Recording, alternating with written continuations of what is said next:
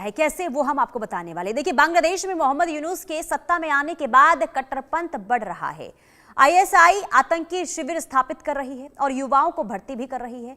पाकिस्तान बांग्लादेश की सांस्कृतिक पहचान को मिटाकर उसे कट्टरपंथी इस्लामी राष्ट्र बनाना चाहता है। उर्दू को मुख्य भाषा बनाने और मदरसों को बढ़ावा देने की साजिश रच रहा है। बांग्लादेश में शेख हसीना के तख्ता पलट के बाद बांग्लादेश में दबदबा बनाने की कोशिश कर रहा है पाकिस्तान।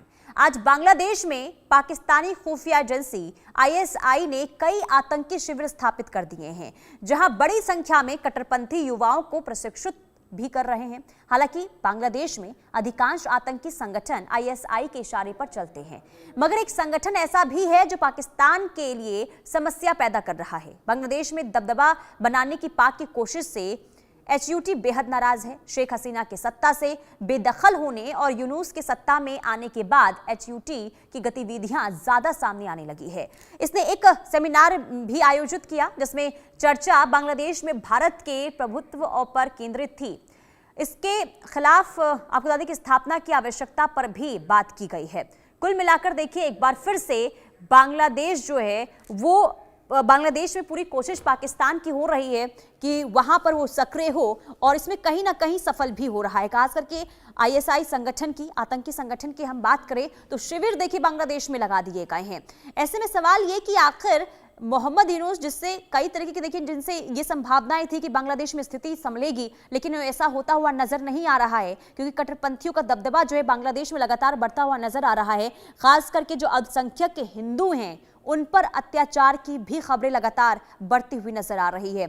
ऐसे में सवाल कई कि बांग्लादेश के साथ मिलकर क्या पाकिस्तान की जो सरकार है, पाकिस्तान की जो सेना है, वो कोई साजिश रच रही है, ये भी हम आपको समझाएंगे। बांग्लादेश में आईएसआई कैसे आतंकी शिविर बना रहा है वो जरा हम आपको समझा देते हैं ग्राफिक्स के जरिए। देखिए, बांग्लादेश में दबदबा बनाने की पाक भरपूर कोशिश कर रहा है और इसके पीछे की वजह भी हम आपको समझाएंगे। बांग्लादेश में पाकिस्तान ने स्थापित कर दिए हैं कई आतंकी शिविर। इसी के साथ ही आपको ये भी बता दें कि बांग्लादेश में आईएसआई आतंकी शिविर बना रहा है और इसमें युवाओं को जोड़ता हुआ नजर आ रहा है। आईएसआई युवाओं को भर्ती कर रही है, यानी कि यहां पर युवाओं को देखिए किस तरीके से शिविर में भर्ती करने की कोशिश और कट्टरपंथी युवाओं को प्रशिक्षित पाक खुफिया एजेंसी की ओर से किया जा रहा है, यानी कि ट्रेनिंग दी जा रही है युवाओं को।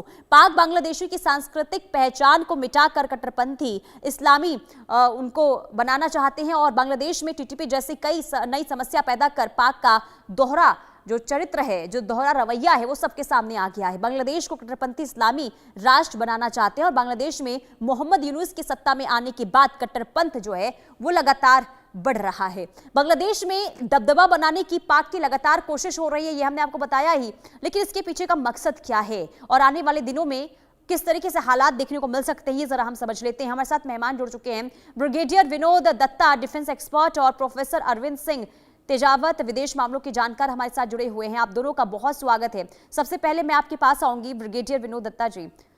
बांग्लादेश में पाकिस्तान की जो मंशा है, यानी कि सक्रियता बढ़ाने की, और इसे लेकर शिविर देखिए लगा दिए गए हैं, इसे आप किस तरीके से देख रहे हैं, क्या हो सकता है?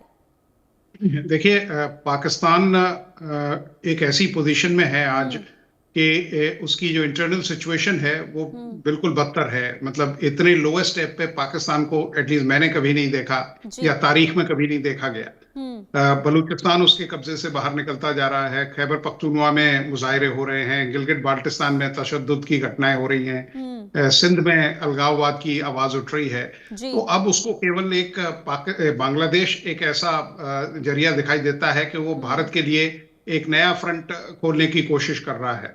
लेकिन भारत को चाहिए, और देखिए ये कोई नई चीज नहीं है। अगर आप अपना पंजाब इंसर्जेंसी को देखें तो उसका जो सृजन था वो 1958 में किया गया, जब मोहम्मद अयूब खान सरबराह हुआ करते थे, पाकिस्तान के जनरल अयूब खान। तो पाकिस्तान काफी लंबी दूरी की सोच रखता है और वो ये चाहता है कि किस तरह से जो भारत की जो ट्रुप्स हैं या भारत की जो अटेंशन है उसको कैसे डिवाइड किया जाए। बिकॉज अभी हमारा सारा फोकस या ज्यादातर जो फोकस है वो वेस्टर्न बॉर्डर पे लगा हुआ है, और पाकिस्तान इस हालत में नहीं है कि वो खैबर पख्तूनवा में भी अपनी ट्रुप्स डिप्लॉय कर ले, बलूचिस्तान में भी कर ले और गिलगित बाल्टिस्तान में भी कर ले।